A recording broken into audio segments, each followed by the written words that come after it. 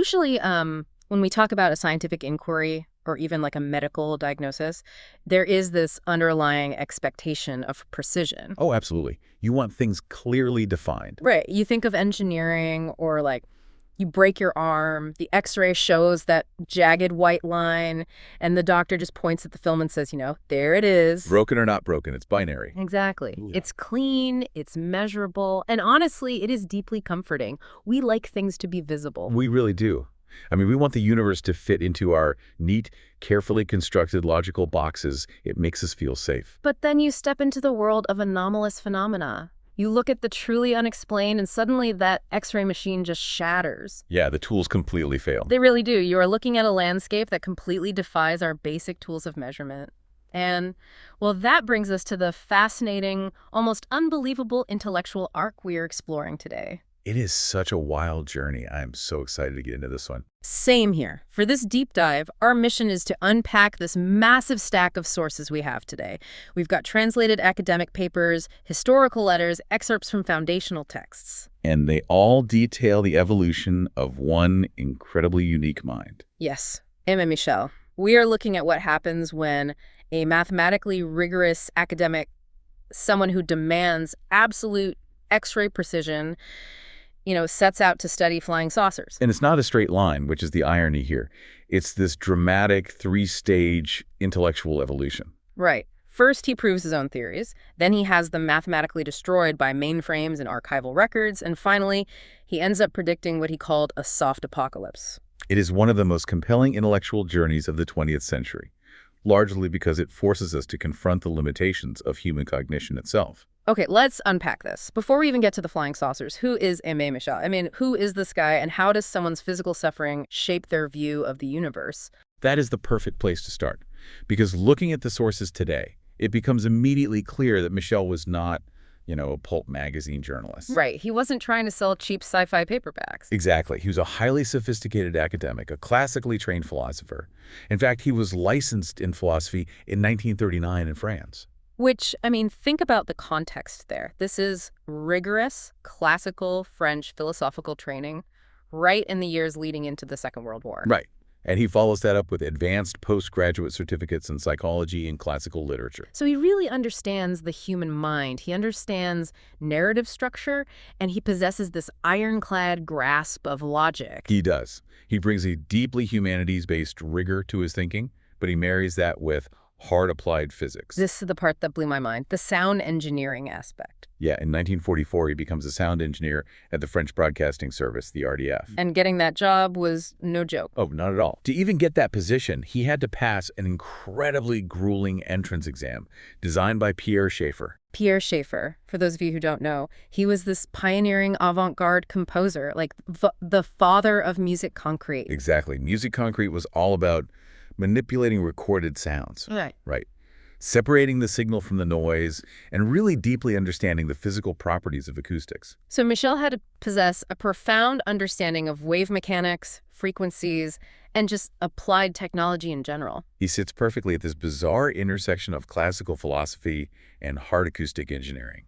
He knows how to measure physical reality, and he knows how to question the nature of reality itself.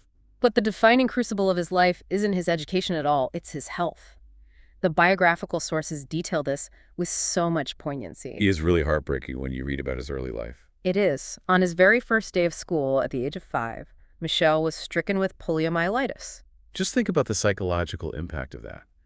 You take your very first step out into the wider world, out of the family home, and you're immediately struck down by this paralyzing disease. He endured years of total unyielding paralysis. The sources say he survived multiple agonizing surgeries. And while he eventually regained some, limited mobility, he remained permanently deformed. Right. He spent his entire adult life dependent on a rigid leather corset just to hold his body upright. Which is such a profound detail. Living your entire life physically encased in a rigid structure fundamentally alters your relationship with the material world. How could it not? Right. Exactly. When you read the accounts from his close intellectual companions, they all note that this lifelong physical suffering instilled in Michel a defining appreciation for human consciousness. Because the body is just, it's failing him. Right. It instilled a belief in the preeminence of human consciousness over the physical body. If your body is a source of constant pain, if it is essentially a prison, then the mind becomes the only true reality. The mind is the only place of absolute freedom. Exactly. And this somatic experience really sparked his lifelong underlying interest in parapsychology, mysticism, and this radical idea that consciousness might not be strictly bound by physical matter. So we have this brilliant, classically trained philosopher and sound engineer literally trapped in a leather corset observing the world. And in the early 1950s, the world starts reporting things in the sky. The birth of the modern saucer era. Yeah, and when it really kicks into high gear, Michel initially has absolutely no time for it. None at all.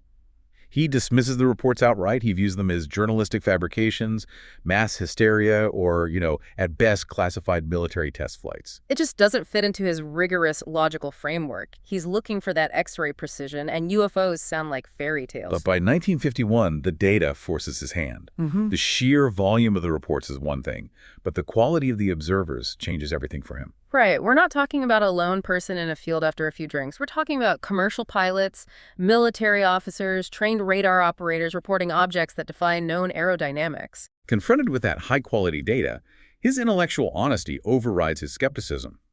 He doesn't just casually change his mind, though. He commits fully to analyzing the phenomena. Which brings us to the first big phase of his journey, the empirical phase. Right. In 1951, he joins the Commission Oranos, which was a French group dedicated to applying strict mathematical and scientific scrutiny to these anomalies. He approaches the flying saucer mystery strictly as a problem of applied physics and statistics. He wants to separate the objective, verifiable physical signal from the massive amount of cultural and psychological noise. Which is exactly what a sound engineer does. He's trying to isolate the signal. And this intense empirical focus culminates in his 1954 French work, which is then translated and published in English in 1956 as The Truth About Flying Saucers. In this book, looking at the historical sources, this was a massive cultural event in Europe. It wasn't relegated to the fringe, weird section of the bookstore. Oh, not at all. It featured a highly publicized preface by Jean Cocteau. Which is huge. Having one of the most celebrated French intellectuals, poets, and filmmakers of the era lend his name to a book about flying saucers that gave Michel an immense amount of mainstream credibility. Cocteau recognized the methodological rigor Michel applied to the subject.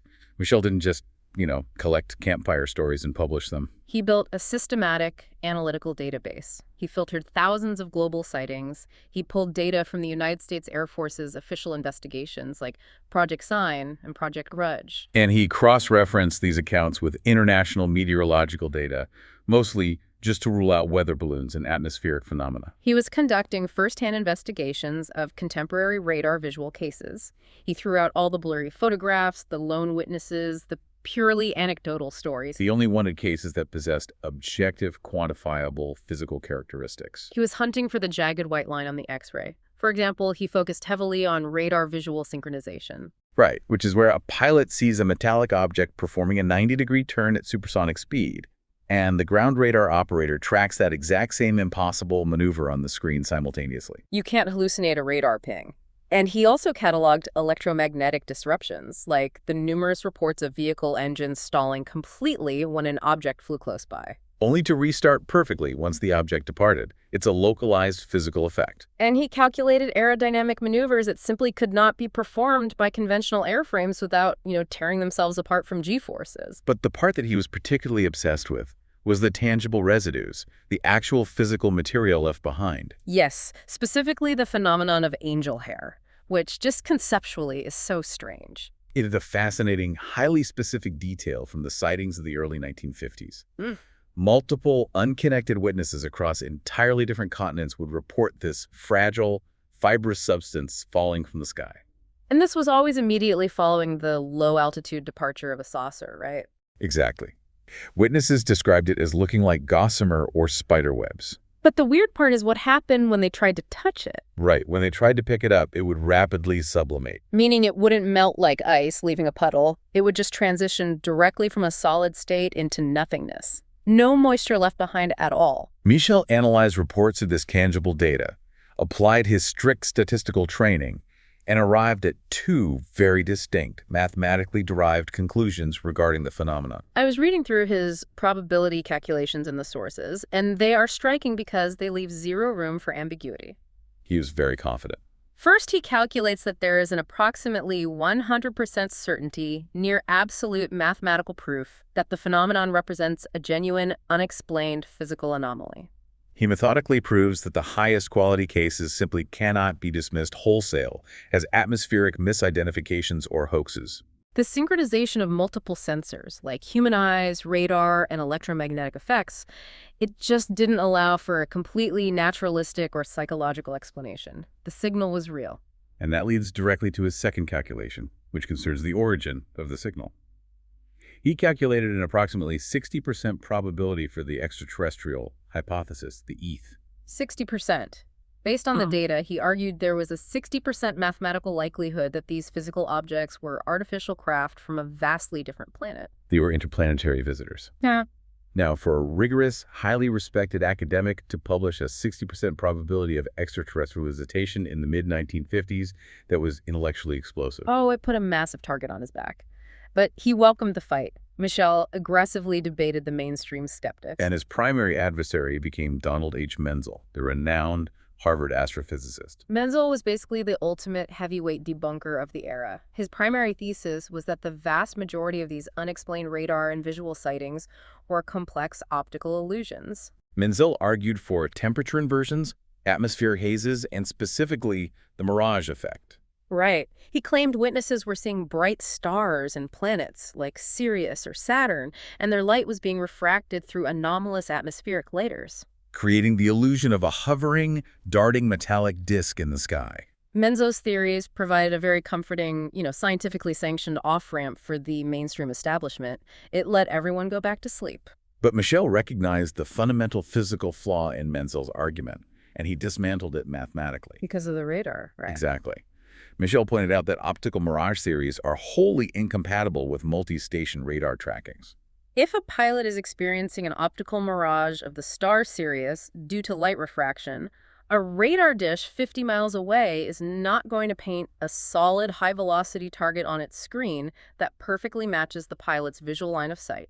Mirages do not reflect radio frequency waves in the exact same spatial coordinates that they refract visible light. It violates basic physics. Michel essentially proved Menzel scientifically bankrupt on these specific, well-documented multi-station cases. He really did. He defended the physical reality of the craft brilliantly. But, reading through the sources, there's a fascinating contradiction in his early thought process. Oh, about the biologist. Yes. Okay, so on one hand, he's 60% sure these are nuts and bolts machines from another planet. He analyzes their flight patterns and notes that flocks or armadas of these saucers are exceptionally rare. Right, they were almost always observed alone or in pairs. From this, he concludes they are operating as covert, highly restricted reconnaissance craft, carefully avoiding mass detection. He's treating them exactly like foreign spy planes. But then, almost in the same breath, he makes this famous, completely counterintuitive statement. He states that biologists, not aerospace engineers, will ultimately be the ones to solve the flying saucer mystery. Wait, if he's 60% sure these are nuts and bolts machines, why call a biologist? It seems wild, right? It's like asking a botanist to reverse engineer a sports car. It doesn't make any sense. It sounds counterintuitive until you filter it through his philosophical training. Okay, walk me through that. Michel realized early on that engineers and physicists were fundamentally obsessed with the how. The propulsion mechanics, the metallurgy, the manipulation of gravity. The engine, basically. Right. But Michel was far more interested in the why. He proposed that until biologists fully mapped the fundamental mechanisms of life here on Earth, we would have absolutely no baseline to understand how vital processes or intelligence might be diffused across the cosmos. So the machine itself was just a vessel, a technological byproduct. Exactly. Right. To truly understand the phenomenon, we needed biologists to comprehend the nature of the alien life, the biological or perhaps post-biological intelligence that was orchestrating these incursions. He was already suspecting that the true mystery lay in the consciousness of the pilot, not the mechanics of the engine. Which really foreshadows his later work. It really does. But just as he settles into this empirical framework, confidently defending the physical reality of these covert reconnaissance craft, the data fundamentally shifts. The historic 1954 European UFO wave erupts. And it completely shatters his isolated statistical approach. The sheer scale and the bizarre nature of the reports force him to abandon the idea of isolated spy planes. He has to search for a larger structural pattern. It forces him out of the empirical phase and initiates what we call his geometric phase. Because the autumn of 1954 in France remains one of the most intense, concentrated, and thoroughly documented periods of anomalous activity in recorded history. The nature of the phenomenon evolved dramatically. It wasn't just distant, high-altitude lights or blips on a radar screen anymore. The encounters became incredibly intimate. The data moved from the atmosphere directly to the ground. And the details from the 1954 wave in our sources are staggering. We are talking about rural France, mostly agrarian communities recovering from the Second World War. It's the harvest season. People are working the fields, living quiet lives. And suddenly, over the span of a few weeks, the sky just falls open. People aren't just seeing disks. They're reporting landed craft and close proximity encounters with the occupants. And despite happening in isolated villages with absolutely no communication between the witnesses, the descriptions of these entities are remarkably, bizarrely consistent. That internal consistency across a widely distributed, unconnected population is what immediately caught Michel's analytical eye. The reports flooded in describing very specific, categorized types of entities, accompanied by highly specific environmental effects. Let's talk about Type A. Right, the Type A humanoids. Witnesses consistently described entities approximately 3.5 feet tall. And they were universally reported to be wearing oversized helmets and rigid one-piece diving suits. Now, on the surface, that sounds like a projection of classic 1950s science fiction tropes, just people watching too many movies. But the critical data point that elevated these reports for Michel wasn't the description of the suits at all, it was the ecological reaction. Yes, during these Type A encounters, domestic animals in the vicinity exhibited extreme, uncharacteristic terror. Farm dogs, which are known for being territorial and aggressive, were reported to howl, quote, to wake the dead, or they would flee and hide in absolute panic. And often before the craft was even visually identifiable by the human witnesses. The animal panic is such a vital phenomenological marker. Dogs do not read 1950s pulp sci-fi magazines. They really don't. They do not suffer from cultural hysteria. An extreme canine fear response suggests a tangible physical reality to the event. It implies the presence of a localized, high-frequency acoustic emission or maybe a severe electromagnetic field generated by the craft. A physical stimulus that animals are highly sensitive to, which precedes the visual encounter for the human observer. It anchors the event in the physical environment. And then the reports describe the Type B entities, which honestly are even stranger. Much stranger. These beings were described as slightly taller, around 4.5 feet. But instead of the rigid diving suits, witnesses described them as covered in thick, shaggy hair. They possessed dazzling, almost hypnotic eyes and a very specific recurring detail. 2 distinct glowing lights positioned halfway up the front of their bodies, essentially on their chests. Which is just terrifying to imagine walking out into your field and seeing. And again, it's the ecological impact that stands out to Michel. Following close encounters with these Type B entities, terrified herds of cows would completely stop yielding milk for several days. A psychosomatic delusion does not dry up a cow's milk production. These encounters were generating measurable, secondary physical consequences within the agricultural ecosystem. The events were leaving a biological footprint. They were physically interacting with the environment. But the activity in 1954 wasn't just limited to entities on the ground. The behavior of the craft in the atmosphere also changed drastically. Witnesses stopped reporting just the solitary darting disks. They began describing giant motherships. These were colossal vessels, often described as cigar-shaped or looking like impossibly dense, sharply defined clouds, and they were hovering completely statically at very high altitudes for extended periods. And these motherships appeared to function as massive, geometric anchors for the phenomenon. Multiple independent witnesses observed smaller, disc-shaped craft either deploying from or docking with these massive hovering vessels.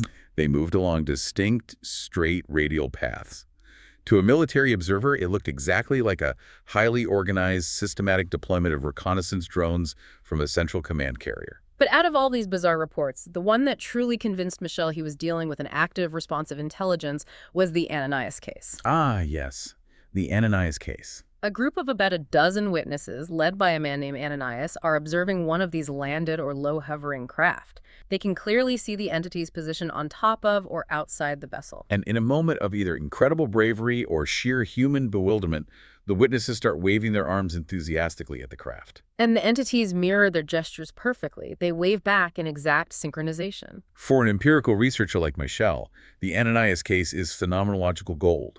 It provides definitive proof of active, real-time physical interaction. Donald Menzel's theory completely collapses here. A temperature inversion does not wave back. Right. An optical mirage of the planet Saturn does not mirror human arm gestures. This case demonstrated an interactive, cognizant intelligence operating within immediate physical proximity to human beings. Actively observing and mimicking human behavior.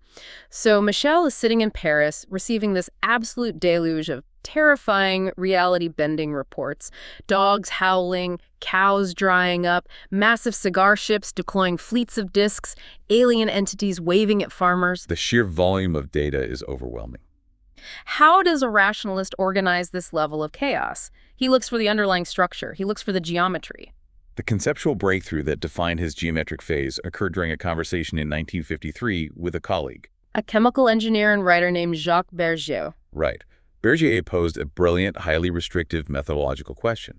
What would happen if we stopped looking at the sightings as a chaotic whole and instead apply a strict temporal filter? Meaning looking at them day by day. Exactly.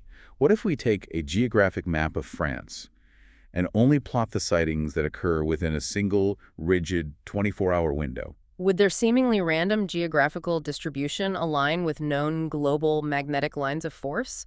Or perhaps reveal an entirely unknown, hidden structural pattern? Michel takes this idea and just runs with it. He gets a large map of France, he gathers the daily newspaper clippings and official reports from the height of the 1954 wave, and he literally starts dropping pins. He plots the precise geographic coordinates of the daily sightings, and the pattern that emerges completely blows his mind. When subjected to that strict 24-hour filter, the sightings were not scattered randomly across the countryside. Instead, the pins frequently fell along precise, mathematically perfect straight lines, great circles spanning hundreds of kilometers across the curvature of the Earth. He codifies this discovery in his landmark 1958 book, Flying Saucers and the Straight Line Mystery. And in doing so, he introduces a brand new concept to the world, orthoteny. He coined the term from the Greek word orthotenus, meaning stretched in a straight line. And we really must emphasize how seriously this work was taken by the establishment at the time. The book wasn't published in obscurity. No, it carried an incredibly enthusiastic, forceful preface written by General L.M. Chassin. And General Chassin was not a French figure. He was the General Air Defense Coordinator for the Allied Air Forces in Central Europe for NATO. You have a highly decorated NATO general publicly stating that Michel's geometric grids prove these mysterious objects are acting with military precision. And that they demand immediate, serious, international scientific and defensive attention. Because the mathematics of the alignment seemed absolutely undeniable. And the absolute crown jewel of orthoteny, the most famous straight line in the history of ufology, was the Biévik line. The Biévik line. Let's look closely at the data for September 24, 1954. On that single day, 9 distinct, highly credible UFO observations were reported in the press across the region. Michel plots the exact geographic coordinates of those 9 sightings. He discovers that 6 of those locations, the towns of Bayonne, Lancoq, Toul, Ussel, Gel, and Vichy, are aligned perfectly on a single, straight, great circle. Stretching 485 kilometers across France. Bayonne to Vichy. The Biévik line. The precision of it was startling, and it expanded beyond France, right? Yes. His colleague, Jacques Bergier, reviewed the international data and discovered that a 7th sighting had been reported on that exact same day, September 24th, in a small village located in the Serra de Garduna Mountains of Portugal. When they took a ruler and extended the Biévik line southwesterly from Bayonne, they found that the Portuguese village lay precisely, mathematically, on the extension of that exact same great circle. So out of a total of 10 global observations on a single day, 7 of them aligned perfectly over the span of hundreds and hundreds of miles. Michel becomes obsessed. He scours the data looking for more grids.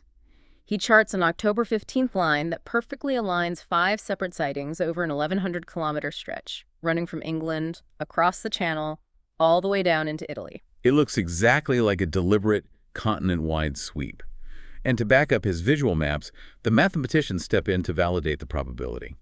A researcher named Alexander Mebon writes an extensive, highly technical appendix to Michel's book, calculating the staggering mathematical odds of these alignments occurring by chance. Mebon built a statistical model demonstrating that while you might reasonably expect 3, or perhaps even 4, random points out of 10 to occasionally fall into a rough alignment by pure chance. Sure, that happens. Right. But the probability of 6 or 7 distinct geographic points aligning perfectly on a single geometric corridor within a 24-hour period was astronomically low. Mebon calculated the odds of the BA-Vic line occurring randomly to be somewhere between 1 in 500,000 and 1 in 400 million. To put that into perspective for you listening, imagine taking a handful of darts.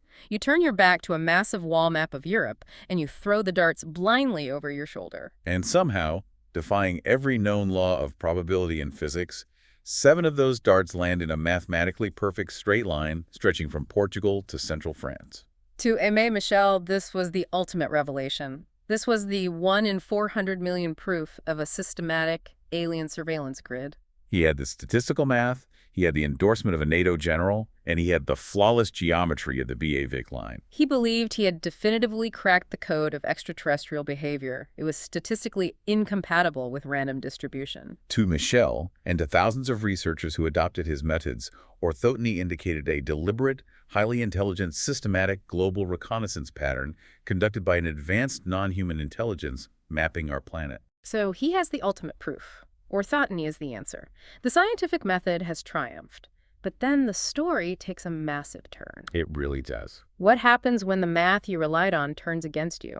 The math fights back, and it dismantles everything he built. Despite its initial massive embrace by the global ufology community, orthoteny very quickly became the target of intense forensic mathematical and historical criticism. And the first major devastating blow came from Michel's old intellectual nemesis, the Harvard astrophysicist Donald Menzel. Menzel returns. The debunker strikes back, but this time he's not arguing about mirages and temperature inversions. He's attacking the core mathematics. In 1964 and 1965, Menzel published a brutal, highly detailed mathematical assault on orthoteny in the British journal Flying Saucer Review. He scrutinized Mebon's staggering odds, that famous 1 in 400 million number, and realized that the foundational probability models Mebon used were fundamentally flawed. Where did Mebon make the mistake? Mebon's formulas operated on a critical, erroneous assumption. They assumed that the geographic corridors, the specific lines on the map, were specified in advance of the observations. Meaning, the math assumes that someone arbitrarily drew a line from Bayonne to Vichy on an empty map and then calculated the odds of UFO sightings randomly falling precisely on that pre-drawn line. But that is not what Michel did. Michel plotted the random points of the sightings first, and then he drew lines through whatever points happened to line up. This is a classic statistical trap. It's the Texas sharpshooter fallacy. Exactly. You fire a shotgun blast into the side of a barn, and then you walk up with a bucket of red paint and draw a bullseye right around the tightest cluster of bullet holes, and you proudly claim you're an expert marksman. You are defining the target after the data has already landed. You cannot legitimately calculate the astronomical odds of an alignment after you have already arbitrarily selected the specific points that align. Menzel recognized this and derived a corrected, mathematically sound formula to calculate the actual probabilities. He needed to find the true probability of obtaining exactly M-aligned points from a random distribution of n total points. The sources outline Menzel's formula, but without getting bogged down in reading algebraic equations on air, how did he conceptually prove Michel wrong? The crucial variable Menzel introduced was the concept of the corridor fraction. If you draw a line connecting any 2 UFO sightings across the map of France, that line inherently possesses a certain width. Perhaps a mile or two, just to account for minor geographic discrepancies in the reports. Right. Therefore, that specific corridor takes up a certain percentage, a fraction, of the entire surface area of the map. Menzel asked a simple question. If you pick any 2 random points, draw a corridor between them, what are the actual odds that a 3rd, 4th, or 5th random point will just happen to fall inside that specific fraction of the map's area? And when Menzel applied this realistic corrected math to Michel's actual published maps, the results were devastating. Absolute mathematical devastation. Menzel focused his analysis on Michel's Map 10, which charted the extensive sightings of October 7, 1954. On that specific day, There were 27 total sightings plotted on the map. The typical corridor fraction was calculated to be roughly 180th of the map's total area. Menzel recounted all the possible alignments on Map 10, and he demonstrated that Michel had been highly, sort of subconsciously selective. Michel had completely ignored dozens of other alignments that were just as mathematically valid as the ones he chose to highlight, simply because they didn't form the pretty organized patterns he was looking for. He was a victim of his own confirmation bias. He was seeing the patterns he wanted to see and blinding himself to the rest of the data. Exactly.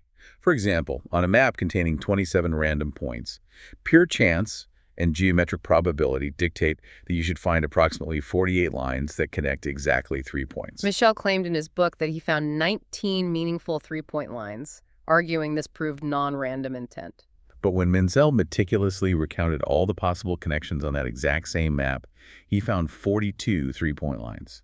Pure chance predicted 48. So the data didn't represent a highly advanced alien intelligence. It perfectly matched random statistical noise. The correlation was undeniable. Menzel found 6 four-point lines where chance predicted 7.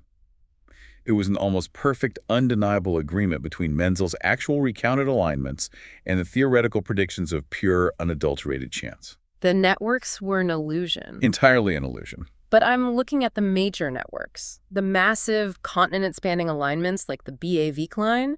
Surely a 7-point line can't just be brushed off as random chance, even with corrected math. Menzel addressed the massive alignments as well. He noted that the single 7-point line on map 10 was a statistical artifact. How so? 3 of the sightings on that line were clustered incredibly close together in one very small geographic area, which artificially inflated the total point count for the whole line. Furthermore, the corridor itself was massive. It crossed the entire longest diagonal length of France. Right. Because it was such a long line, its overall footprint on the map, its corridor fraction, was naturally much larger, making it highly probable that multiple random dots would fall within its boundaries. Menzel decisively declared that when subjected to actual rigorous mathematical scrutiny, the vast networks, the beautiful organized stars and spiderwebs of orthoteny completely disappeared into thin air. They never existed. You would expect the UFO community to just reject Menzel outright. He was the enemy, the establishment skeptic. But they couldn't ignore the next piece of evidence because it came from one of their own. Jacques Vallée. Jacques Vallée is one of the most prominent, respected computer scientists and ufologists in history, and his involvement delivered the fatal mathematical blow to orthoteny. In 1966, Vallée gained access to the cutting-edge mainframe computers at the University of Chicago. This is the era of punch cards and room-sized processors. He utilizes this immense computing power to run extensive Monte Carlo simulations of UFO sighting waves. A Monte Carlo simulation. So he essentially programs the mainframe to act like an entirely random, mindless UFO generator, dropping coordinates across a digital map of Europe. Precisely. He instructed the computer to populate simulated maps of France with entirely random coordinates. There was no alien intelligence programs, no secret surveillance grids, just pure random number generation. And Vallée demonstrated that the computer regularly, effortlessly generated massive straight-line alignments, intersecting networks, and complex central mothership junctions. Grids that were visually and statistically identical to the grids, meticulously mapped by Michel during the 1954 wave. A mindless machine proved that the entire foundation of Michel's life's work was indistinguishable from random noise. But if the math and the computers weren't enough, we get to 1976, and the final nail in the coffin comes from history itself. This part is so brutal. A French researcher named Michel Jonthot decides to step away from the abstract math and actually go into the physical archives. He visits the municipal libraries, pulls out the dusty original local newspapers from the fall of 1954, and checks the actual published dates of the specific sightings that made up the famous BA-Vic line. The very cornerstone of orthoteny. And his archival dig destroys the one thing the math couldn't touch, which is the timeline. Jonthot discovers that several of the key sightings that comprise the BA-Vic line didn't even happen on September 24th. Some were reported on the 23rd, others on the 25th, and some were vaguely attributed to late September. The chronological mismatch completely obliterated the strict 24-hour temporal constraint that Jacques Bergier had insisted upon. The points didn't just fail to align mathematically, they didn't even happen at the same time. The BA-Vic line was a combined statistical and historical artifact. It was a complete ghost. The deconstruction of orthoteny was total and absolute. However, it is fascinating to look at its broader cultural legacy. Even though it failed completely as a scientific tool for usology, orthoteny survived by mutating into folklore. In 1969, a writer named Aimé Michel published a highly influential book called The View Over Atlantis. He took Michel's debunked orthotenic grids and aggressively mapped them onto the concept of ley lines. The concept of hidden Earth energies and ancient mystical sites? Yes. Michel popularized the belief within the New Age and Earth Mysteries movements that ancient terrestrial alignments like megaliths, standing stones, ancient temples demarcated subtle Earth energy. Energies that were actually utilized as navigational guides for extraterrestrial spacecraft. So Aimé Michel's debunked mathematical grids essentially birth an entire global New Age movement that persists to this day. It's wild how ideas mutate like that. Well, let's bring it back to Aimé Michel himself, because the psychological weight of this moment is profound. It has to be devastating. You are a brilliant mind, physically trapped in a paralyzed body. Your intellect is your only freedom. You dedicate over a decade of your life to solving this cosmic mystery. You publish heavily praised books. You win the endorsement of NATO generals. You genuinely believe, down to your core, that you have decoded the reconnaissance map of an extraterrestrial civilization. And then a Harvard astrophysicist, a mainframe computer, and a few misstated newspaper clippings meticulously tear your entire life's work down to the studs. Everything you believed is proven to be an illusion. A lesser mind would double down. They would scream conspiracy, claiming the government altered the dates, or they would quit entirely and become a bitter, hardened skeptic. How does Michel react to the total destruction of his worldview? He does neither of those things, and this is what makes him a truly visionary thinker.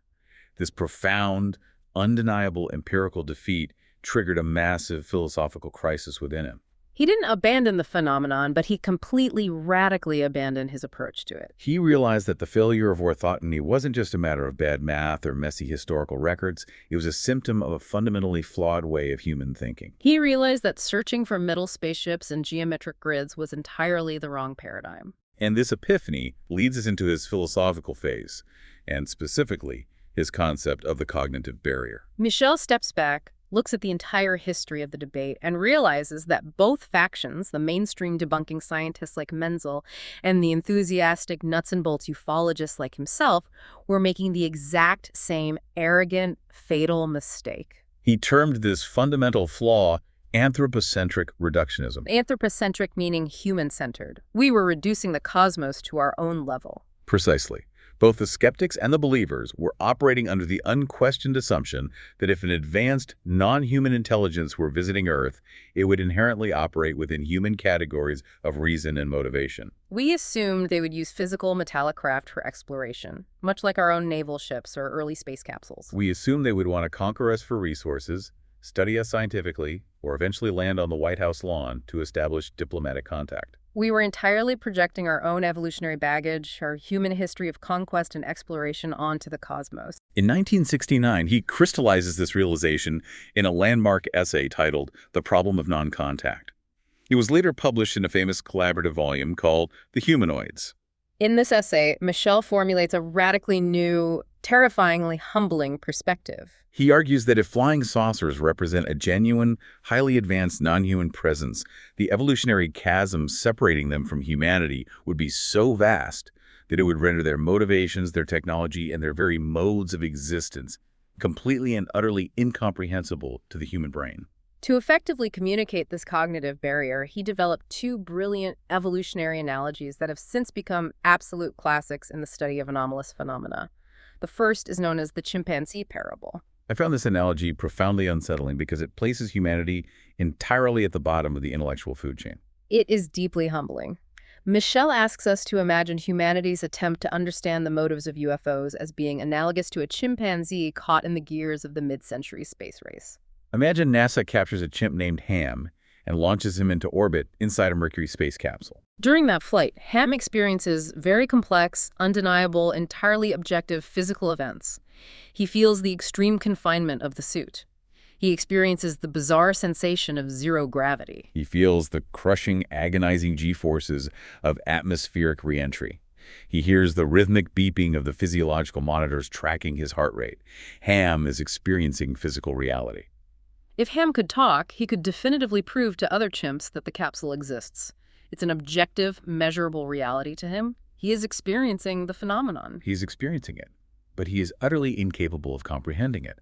Ham the chimp is fundamentally biologically incapable of understanding the complex orbital mechanics and calculus that keep the capsule aloft. He cannot comprehend the geopolitical rivalry of the Cold War that funded the launch in the first place. He cannot grasp the abstract scientific ambitions of the human researchers analyzing his telemetry data. Ham remains permanently, inescapably locked within his own primate cognitive circle, perceiving only the immediate, surface-level physical sensations of the event, completely blind to the vast, complex reality orchestrating it. And Michel's takeaway from this is brutal. We are Ham. We are the chimpanzees of the extraterrestrials. We look up at the sky, we measure their radar signatures, we weigh the fragile strands of angel hair, we plot their coordinates on a map and argue about the math, but we are fundamentally, biologically incapable of grasping their wider reality, their intentions, or their thoughts. We are measuring the inside of the capsule, completely oblivious to the mechanics of the universe outside it. And he reinforces this with a second, even more domestic analogy, one that brings the evolutionary gap right into his own home. In a series of incredibly witty philosophical letters to the Flying Saucer Review, Michel compared human observation of UFOs to his own cat's perception of him. Imagine Aimé Michel sitting in his study, encased in his leather corset, working at his desk, and his domestic cat is sitting right there watching him. The cat watches Michel intensely. It sees him reading complex philosophy textbooks, writing dense columns for magazines, sorting through tax documents, operating the mechanical keys of a typewriter. The cat physically sees all of these actions perfectly. Its vision is excellent. But it can never, ever comprehend their meaning. The feline brain simply lacks the evolutionary neurological structures required for abstract symbolic thought. If Michel stops typing and tries to explain the concept of macroeconomics or the intricacies of the French tax code or the philosophy of Kant to his cat, the barrier isn't just that they don't share a common language or that they lack a good translation device. It is an insurmountable biological evolutionary gap in consciousness. The cat's hardware simply cannot run the software of macroeconomics. It is an impossibility.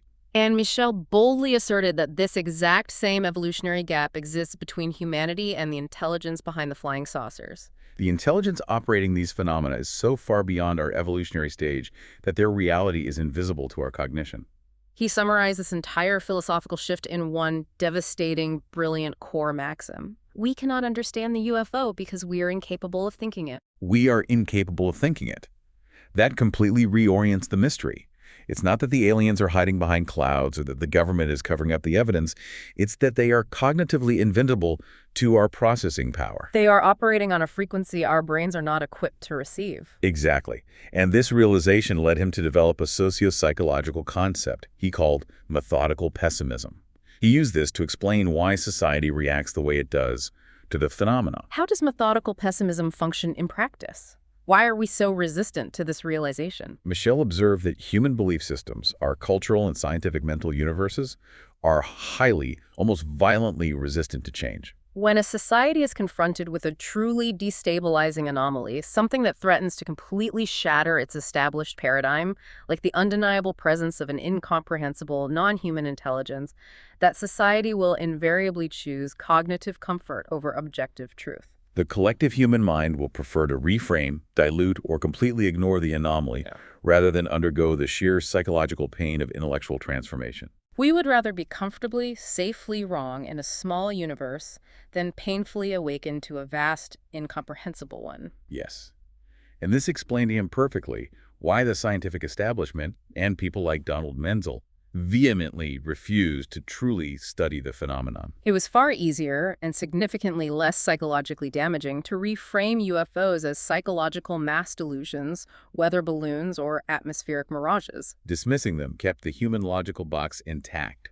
It protected the human ego from the terrifying realization that we are the chimpanzees in the capsule. But if Michel is right, This creates a massive paradox for anyone trying to study this field. If we are biologically incapable of thinking them, if their motives are as incomprehensible to us as tax law is to a cat, then how do we study them? Doesn't this mean the entire field of ufology, all the radar tracking and material analysis, is completely pointless? Why even bother looking up if we can't understand what we're seeing?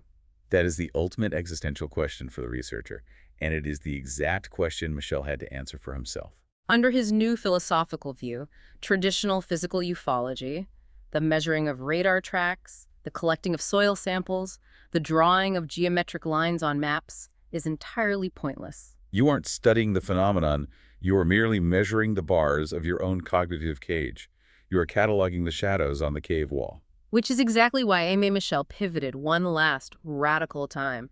He completely abandons physical ufology and ventures into part 5, hyperphysics. This is where the story takes a turn from applied physics into deeply mystical philosophical territory. Because Michel essentially retreats from the public nuts and bolts ufology debate, he stops trying to convince the Menzels of the world. He stops arguing with the skeptics. Instead, he joins Jacques Vallée in what they termed the Invisible College. The Invisible College was an informal, quiet, highly intellectual network of scientists, astrophysicists, and scholars who wanted to study anomalous phenomena completely away from the glaring lights of public sensationalism, media mockery, and the rigid dogma of the academic establishment. They wanted a safe space to think radically. And during this period of quiet reflection, Michel starts writing prolifically for a publication called France Catholique. He wrote over 500 columns for them. And his research focus shifts entirely. He begins intensely studying the historical accounts of Catholic mystics. We are talking about deeply documented historical cases of levitation, stigmata, bilocation, and miraculous healings. He compiles this extensive research in his 1973 book, Metanoia. And his argument here is entirely unexpected from a former mathematical ufologist. He argues that these mystical physical wonders are not miracles in the traditional theological sense of a deity reaching down and arbitrarily violating the laws of physics. Instead, he argues they represent a temporary mutation toward universal intelligence. He is proposing a radical evolutionary theory of consciousness. He suggests that the human mind, when placed in states of extreme mystical ecstasy, deep meditation, or severe physical trauma, can temporarily transcend its biological limitations and access higher, normally invisible dimensions of reality. He codified this interconnected higher dimensional realm as hyperphysics. Hyperphysics, a physics beyond our physics, a set of laws that govern the universe outside the chimpanzee's capsule. He envisioned hyperphysics as a grand, unified field that completely transcends our current, highly limited, three-dimensional understanding of space-time and matter. In this hyperphysical realm, the universe is not just a cold collection of dead material objects bouncing around in an empty Cartesian container. Rather, consciousness and physical reality are deeply, intrinsically, seamlessly interconnected. Mind and matter are not separate substances. They are different expressions of the same hyperphysical reality. But how does a classically trained philosopher, a sound engineer who used to demand X-ray precision, reconcile this? How can something be completely objectively real, possess physical effects like the wounds of stigmata or the burnt soil of a UFO landing site, but completely escape scientific reproducible proof? How does something exist and not exist at the same time? To explain this paradox, Michel utilized a brilliant foundational concept from the field of psychology called the Weber-Fechner law of psychophysics. And he illustrated it with an analogy that is perhaps the most relatable, visceral concept in our entire stack of sources. We can call it the hammer and nail metaphor. I love this metaphor because it relies entirely on the body. It forces you to understand the concept through physical sensation. It grounds high philosophy in immediate physical reality. Michel says, imagine you are doing carpentry. You are driving a nail into a piece of wood with a hammer. You swing, you miss the nail, and you smash your thumb with the full force of the hammer. We have all been there. The immediate blinding wave of pain. Exactly. The pain you experience in that exact moment is agonizing. To you, the subject experiencing it, that pain is an absolute, undeniable, indubitable reality. It's the most vividly real thing in the entire universe in that split second. It dominates your entire consciousness. No philosopher or skeptic on earth can convince me that my thumb doesn't hurt. The pain is absolute. The pain is absolute. But, Michel argues, suppose a highly skeptical Cartesian scientist approaches you while you are holding your throbbing thumb. The scientist demands that you objectively prove the existence of that pain. They ask you to extract the pain from your body, place it in a glass test tube, weigh it on a scale, measure its physical dimensions, and reproduce it on demand in a laboratory under strict double-blind protocols. Can you do it? No, it's impossible. I can show the scientists the physical swelling of the tissue. I can show them the heavy steel hammer. I can show them the x-ray of a fractured bone. I can even scream to demonstrate my distress, but I cannot hand them the pain itself. The actual experience of the pain only exists at the exact intersection where the physical kinetic force of the hammer meets my subjective internal consciousness. Precisely. The pain completely escapes Cartesian classification. It is objectively, undeniably real, yet it is utterly scientifically unprovable to a third-party observer. Michel argued that the flying saucer phenomenon exists precisely on this exact same boundary. UFOs are hyperphysical phenomena. They exist partly in the objective, measurable physical world. They leave radar tracks, they depress the soil, they scare domestic animals. But they also exist partly in the subjective realm of human consciousness. Therefore, they will perpetually evade conventional, purely material scientific analysis.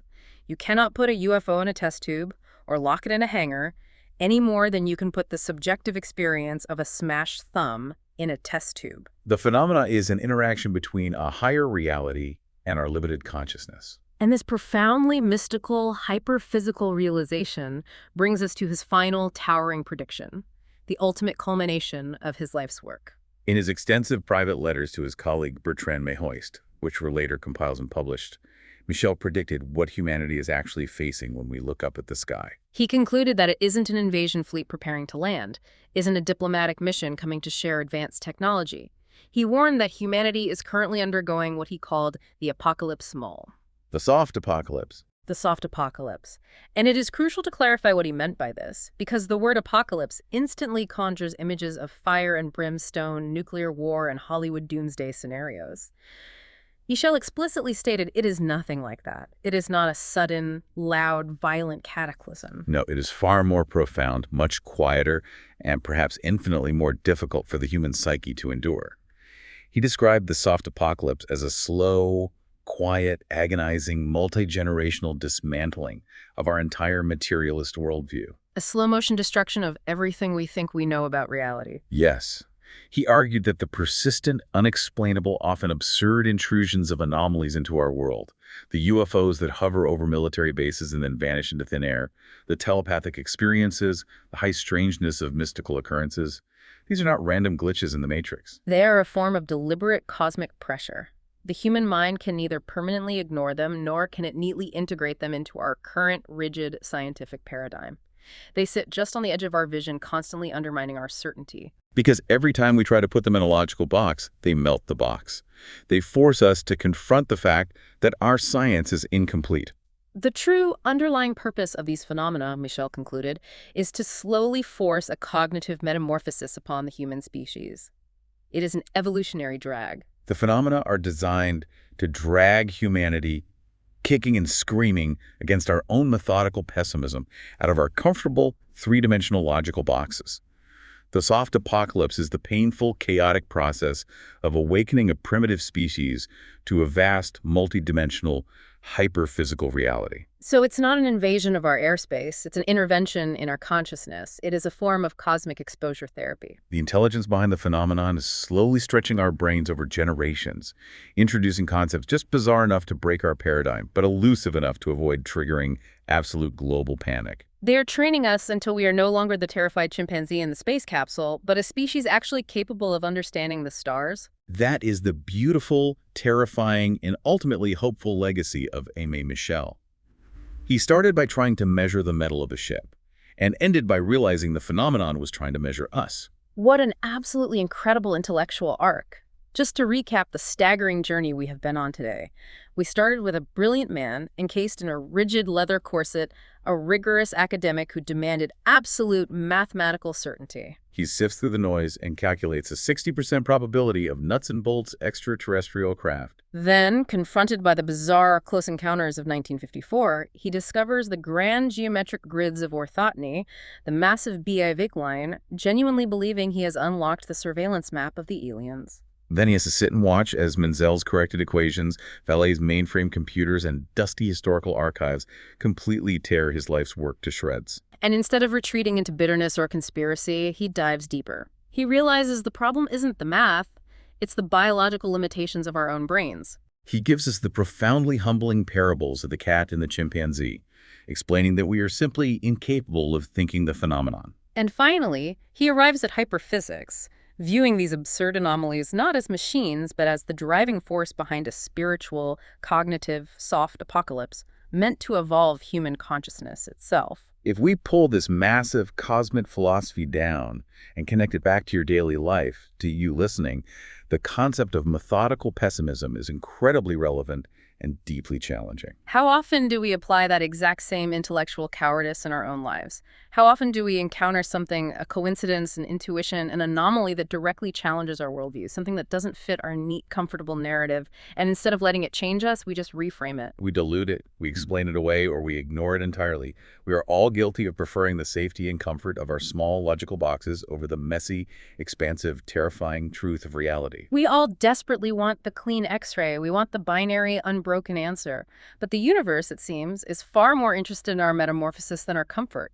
If Aimé Michel is right, and we are currently actively living through a soft apocalypse meant to slowly break our rigid materialist worldview, what unexplained, seemingly mundane anomaly have you brushed off recently? What did you ignore because it didn't fit the narrative of your day? What if that strange moment wasn't just a glitch, but a quiet knock from the hyperphysical universe, just waiting for your brain to catch up?